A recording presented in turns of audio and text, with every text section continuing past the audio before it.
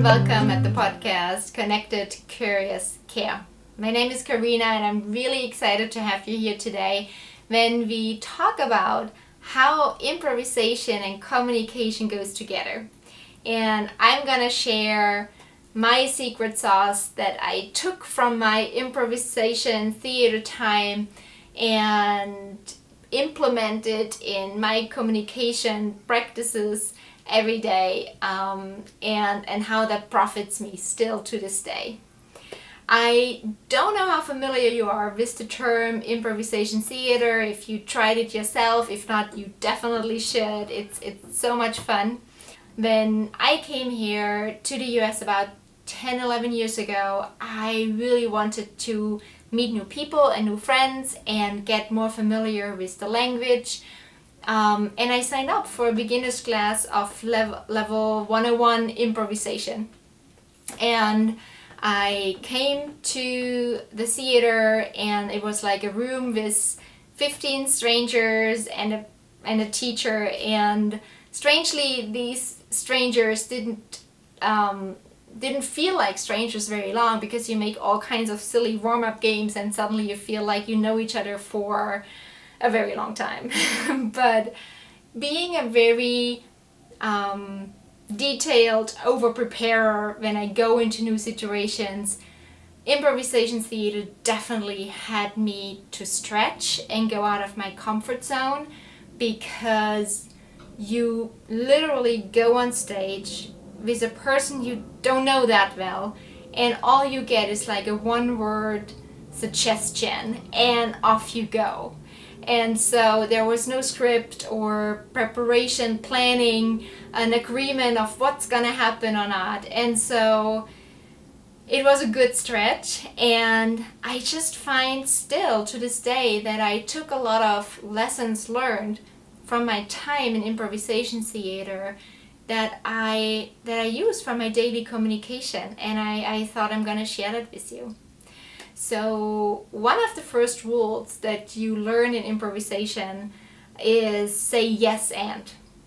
And what that means is that if you enter a scene, you acknowledge the reality that your partner creates and you don't deny it. So if my partner says to me, "Karina, the ship is sinking," I'm not gonna say, "Oh, come on, the ship is not sinking. I just fixed the hole. It's not sinking at all." But I could say, "Oh my God, I don't want to die.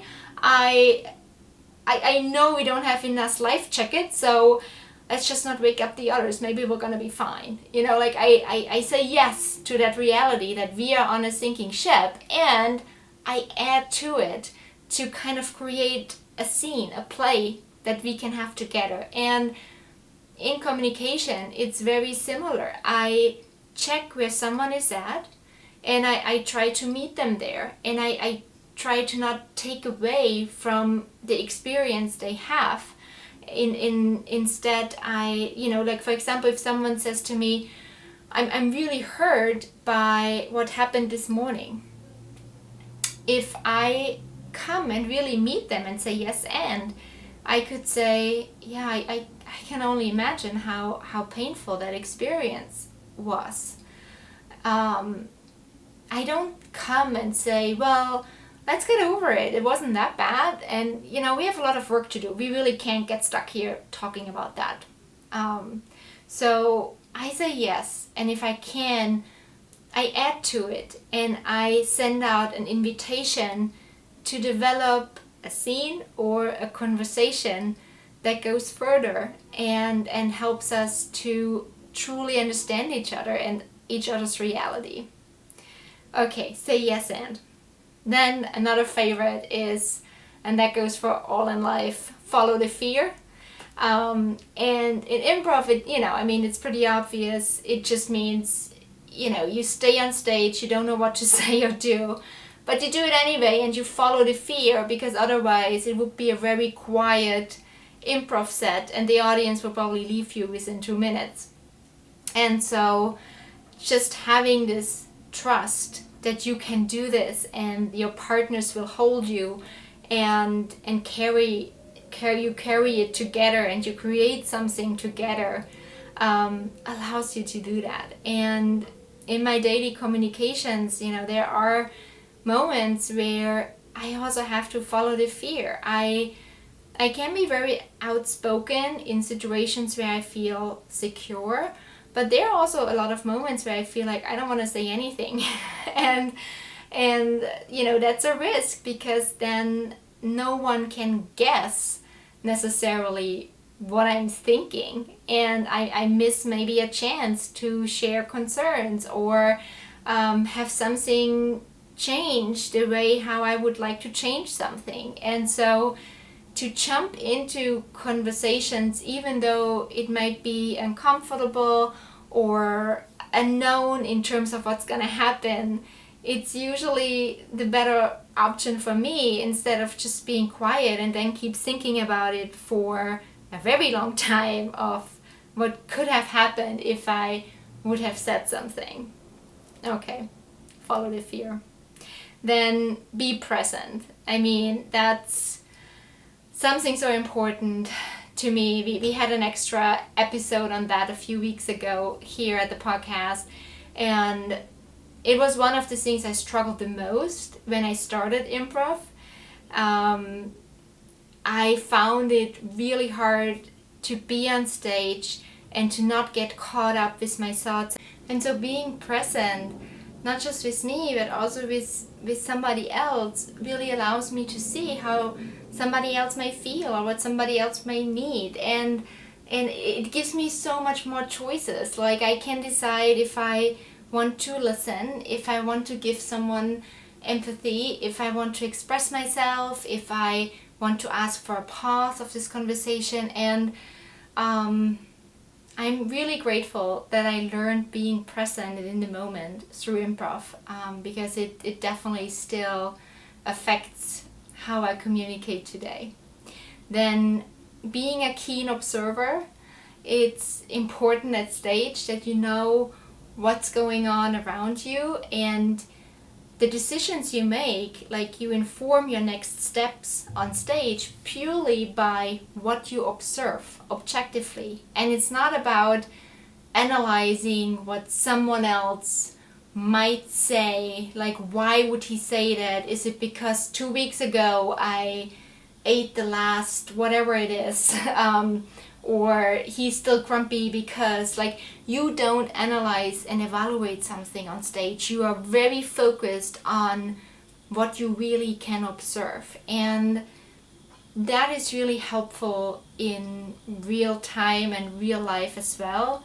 There is always an inner voice that's ready to go, that comes and tells you, oh, this is because whatever it is. It's often, oh my God, he thinks probably you're just too dumb to do that. Or, oh my God, she's still mad with you because you didn't take the night shift the other day she asked you to, and that's not why she's acting that way. And like, you can fabricate all these stories in your head that may or may not be true.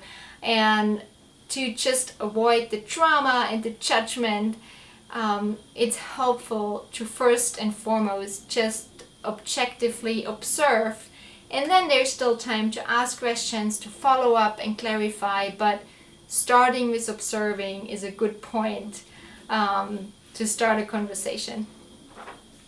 Then taking care, coming from a place of care for yourself and for others. So when I am on stage, I do make the decision, when do I enter a scene, when do I exit a scene, and I check in with myself about, am I ready? Am I inspired to go? And it's the same in terms of like taking care of my other players.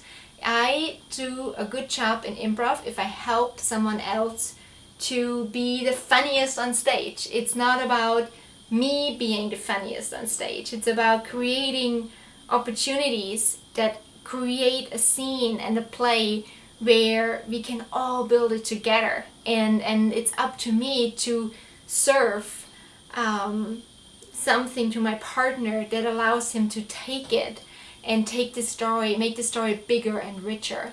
And And that's also helpful in my daily communications, to just keep in mind that it's not just about me, about being right or winning an argument, but about checking in of what someone else might need, and bringing a certain care to a situation, and trying to find a compromise, and having this open mindset in terms of, not thinking about, oh, I have to leave this conversation, I already know what the outcomes have to be, and if not, I failed. But to come with like this care for what someone else might need, and then truly being open to find a solution. Okay, and then what else do we have? Oh yeah, play on the top of your intelligence.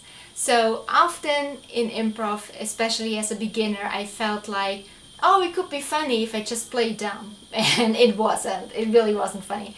And, the same is true for our daily communications. And I don't mean about like, I just play dumb, but I have a choice if I want to acknowledge what might be going on with someone else, even if it's uncomfortable, or if I just pretend I don't see it or I don't get it. And my experience is that at the long term, it really pays off to be true to what we see and observe, and to play on the top of our intelligence in that moment as well, instead of hiding or pretending something isn't there. It's gonna bite us at the end of the day. And then making a connection is really the goal of improvisation. It's you click as a team, and you have a flow, and you create this beautiful story that you didn't even know exists a couple minutes before. And with communication it's the same. You click, and you connect, and you if you truly connect, it's really not about that you always agree or that you have one opinion. You can disagree very safely if you feel connected to someone.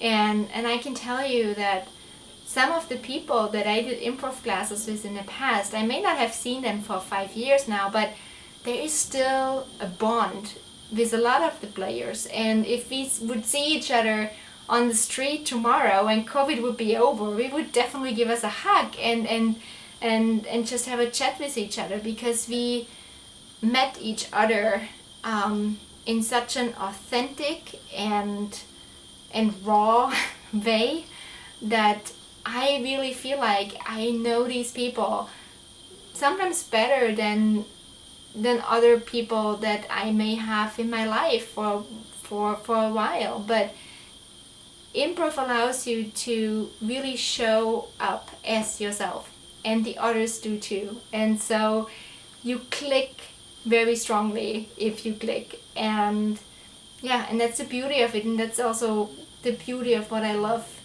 in my daily life. If I find someone that I feel connected with, and creating the environment to communicate in a way that allows us to connect. And last but not least, what improvisation and communication have also together for me is that there was no teacher that could tell me, Karina, if you go out and you just say one of these 3 sentences, you're gonna be fine. And that's true with any communication training as well. There is not 1 or 2 or 3 or 5 sentences that you could say that, make it better or get you a connection. But it's like thinking about these not rules, I don't want to call them rules, but these tips to consider that create the environment where you can communicate differently, like saying yes and being present, and being an observer, which is gonna help. All right. That was it for today. I would love to hear from you if you have experience with improv, of course, or if you have any other hobby that gave you some secret sauce on how you communicate. Okay, that's it for this week. I look forward to seeing you next, and be well. Bye.